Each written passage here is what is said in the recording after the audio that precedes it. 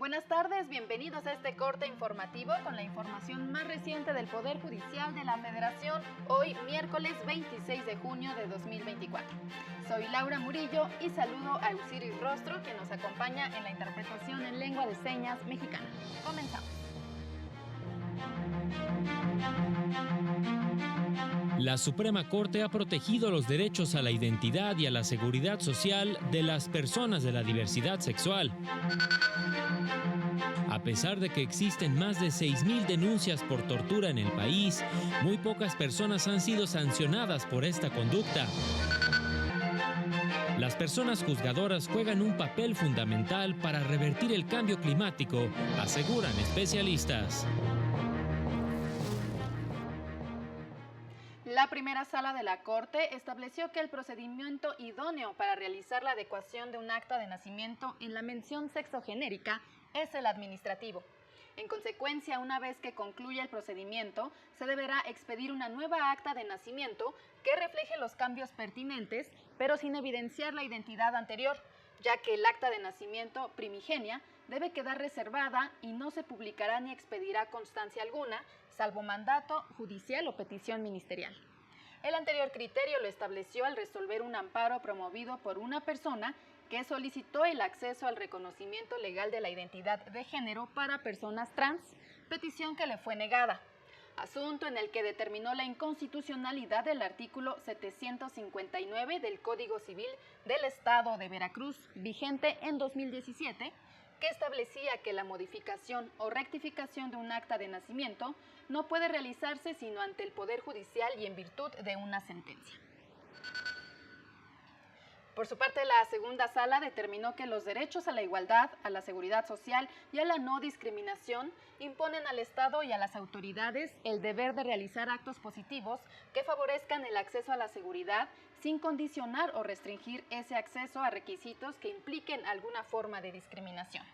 En consecuencia, tratándose del derecho a la seguridad social de los trabajadores al servicio del Estado, estos podrán gozar de los mencionados derechos sin que al efecto sea determinante o deba atenderse a aspectos como el género o las preferencias sexuales, pues de esa manera se fortalece el derecho a la dignidad de la persona y a la no discriminación.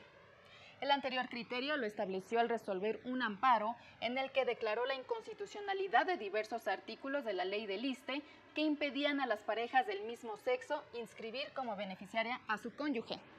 Dichas normas vigentes en 2016 solo reconocían el derecho a la seguridad social de parejas heterosexuales, lo que resultaba discriminatorio y violatorio del derecho a la igualdad. Y en el marco del Día de Apoyo a las Víctimas de Tortura, la Defensoría Pública Federal recordó que esta práctica es una grave violación a los derechos humanos. Está prohibida y no puede justificarse en ninguna circunstancia. Sin embargo, cada año Naciones Unidas brinda apoyo a 50,000 sobrevivientes de tortura mediante la entrega de subsidios a organizaciones de la sociedad civil en más de 90 países. En México, las fiscalías registran 6,398 casos de presuntas víctimas de delito de tortura y o tratos inhumanos, crueles y degradantes.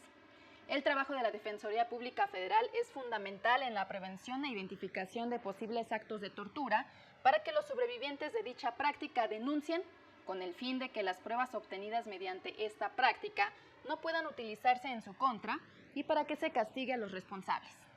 Por su parte, Naciones Unidas llamó a las próximas autoridades a impulsar acciones que erradiquen esta práctica, se consolide el Registro Nacional de Delito de Tortura, se homologue el protocolo para investigar este delito y que las fiscalías adopten planes de persecución, pues hoy en día muy pocas personas han sido sancionadas por esta práctica y las víctimas no han accedido a la reparación del daño. Durante la 10ª sesión del Seminario Permanente sobre Justicia Climática, los participantes enfatizaron que en los últimos años las personas han acudido con mayor frecuencia a los tribunales para plantear casos relacionados con el cambio climático. Los asuntos que han llegado a los tribunales han sido impulsados por organizaciones de la sociedad civil a través del llamado litigio estratégico. Por ejemplo, hasta diciembre de 2022 se habían registrado más de 2,100 casos judiciales en materia de cambio climático a nivel mundial y el reporte también identificó un aumento en el número de casos judiciales en América Latina y el Caribe. Varios de los casos judiciales en América Latina enfatizan la importancia de reducir las emisiones de gases de efecto invernadero y de transitar a fuentes de energía renovables. Por otra parte, indicaron que para evitar el incremento del calentamiento global que ponga en riesgo la salud pública y a los ecosistemas, es necesario implementar una transición energética justa que no afecte a las poblaciones más vulnerables. Aseguraron que las temperaturas extremas que se han presentado en nuestro país son muestra de que se necesita acelerar el paso para reducir la emisión de gases de efecto invernadero que producen el calentamiento global. Tiene que hacerse de una perspectiva que reconozca las injusticias históricas y desigualdades estructurales, que atienda equitativamente las desigualdades derivadas del cambio climático y de su mitigación, ¿no? La mitigación del cambio climático no debe, bajo ninguna circunstancia, generar mayor desigualdad en este país. Y de acuerdo con el Estudio Nacional sobre la Percepción de la Calidad de los Servicios que proporcionan los órganos jurisdiccionales a las personas usuarias y o justiciables que llevó a cabo el Consejo de la Judicatura Federal, 9 de cada 10 personas calificaron el servicio como muy bien o bien. El 5.6% lo calificó como regular, el 1.1% como malo y el 0.9% como muy malo. La muestra se realizó sobre 9.942 personas que acudieron a juzgados o tribunales del Poder Judicial de la Federación en 2023. El Consejo de la Judicatura indicó que estos resultados significan un gran reto para mantenerlo, atendiendo a aquellos factores y temas que en lo individual registraron áreas de oportunidad. La Suprema Corte destacó una tesis de la primera sala en la cual determinó que cuando se ejerce violencia de género en el hogar, las niñas, los niños y los adolescentes sufren afectaciones en su visión sobre el género, normalizan la violencia o tienen una indefensión aprendida, lo cual los convierte también en víctimas. Lo anterior, pues las acciones de las personas adultas que conviven en un mismo núcleo familiar tienen una influencia primordial en el crecimiento de los infantes, por lo que estas afectaciones, además de perjudicarles en su desarrollo, constituyen un elemento central en la perpetuación de la violencia de género como fenómeno social.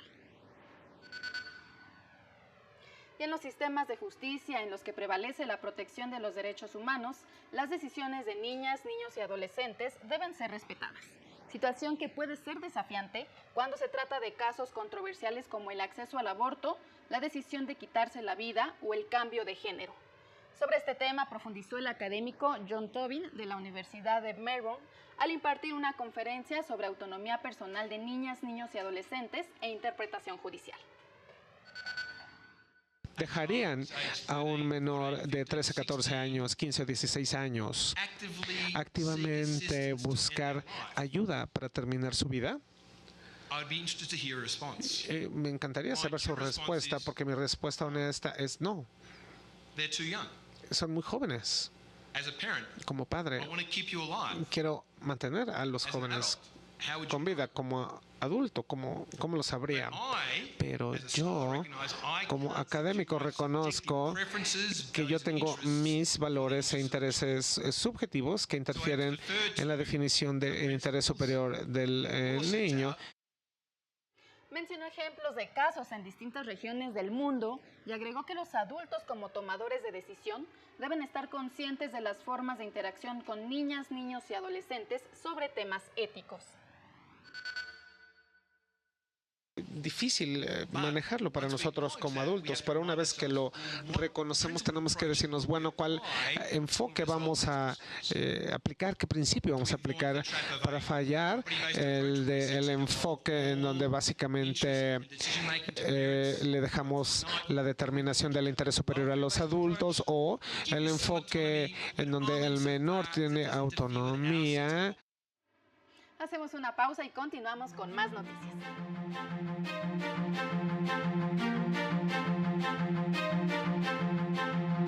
Al regresar, Naciones Unidas llama a proteger la independencia judicial para salvaguardar la democracia.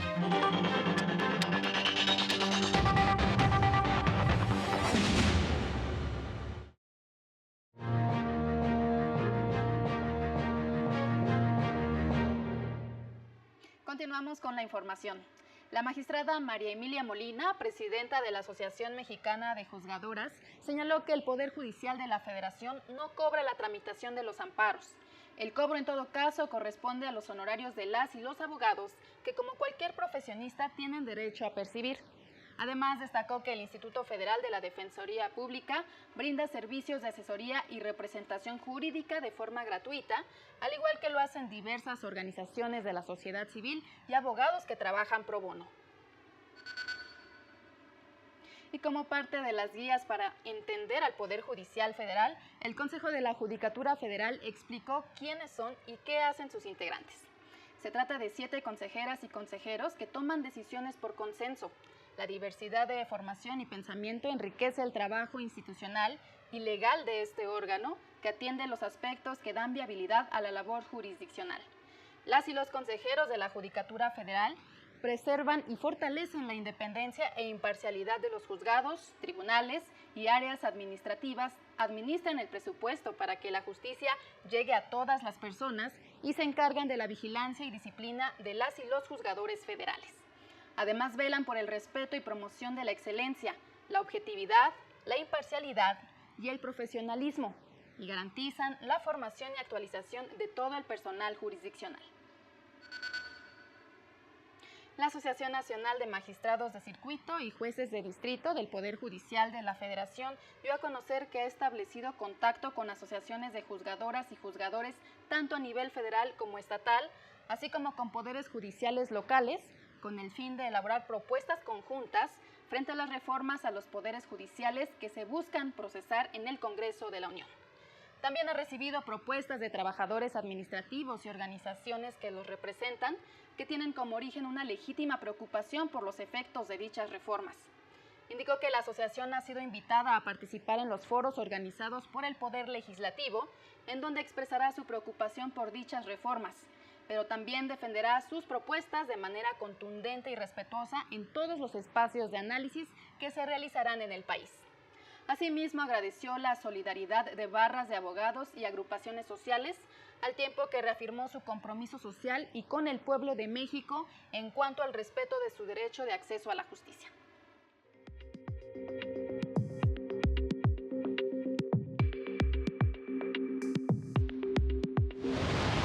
El Poder Judicial de la Ciudad de México cuenta con personal de guardia las 24 horas del día para expedir órdenes de protección a mujeres y niñas víctimas de violencia, las cuales se pueden solicitar por cualquier medio y tienen efecto inmediato. Magistrados, consejeros, jueces y personal directivo del Poder Judicial de Querétaro acudieron al curso de formación organizado por el Centro de Estudios de Justicia de las Américas en Santiago de Chile como parte de la implementación del Código Nacional de Procedimientos Civiles y Familiares. El Poder Judicial de Campeche participó en la instalación de las mesas regionales de análisis sobre nuevas formas de violencia contra las mujeres, que lleva a cabo el Instituto de la Mujer del Estado, con el fin de reforzar la agenda de género. Se inauguró la nueva sede del Tribunal Laboral de Tehuacán del Poder Judicial de Puebla, que facilitará el acceso a la justicia para trabajadores y empleadores, además de que mejorará la eficiencia y accesibilidad del sistema de justicia laboral. Para el canal del Poder Judicial de la Federación, Jesús Daza. Los sistemas judiciales juegan un papel fundamental para salvaguardar la democracia, por lo que su independencia debe ser protegida ante el ascenso de regímenes autoritarios en varias partes del mundo, señaló la relatora especial de la ONU sobre la independencia de jueces y abogados, Margaret Satterwhite. Al presentar un informe ante el Consejo de Derechos Humanos, aseguró que los trabajadores de la justicia se enfrentan a obstáculos, riesgos y retos para defender el Estado de Derecho y los derechos humanos, con diversas estrategias que tienen el fin de intimidar, acosar y castigar por su labor. Algunas de estas son la captura de tribunales, reformas que limitan el control constitucional, afectación a los colegios de abogacía, abuso del sistema jurídico a través de la función disciplinaria, reducción de prestaciones y medidas de seguridad, así como ataques, hostigamiento y amenazas a operadores de justicia.